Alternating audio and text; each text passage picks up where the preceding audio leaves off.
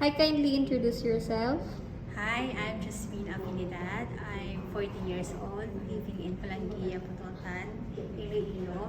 I am married, three children, ages 21, 20, and 18 years old.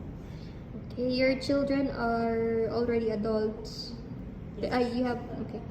How many daughters you have? Three daughters. All daughters, okay. And they're all in college now? Yes, ma'am. Okay. Can you tell me what is your work experience? I work sa Kuwait before 2011 to 2014 as a babysitter and all around. Okay. Why do you want to work in Malaysia? I want to work in Malaysia because I want to experience the culture there and other experience.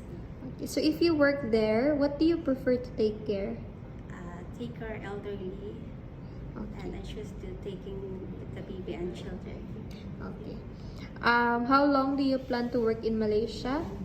I plan to work in Malaysia 2 years and as long as my employer wants me.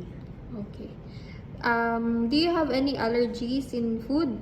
No, ma'am. With pets, do you have any allergy? No, ma'am.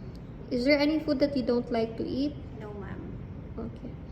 Do you know how to cook? Yes, ma'am. I know how to cook. Okay.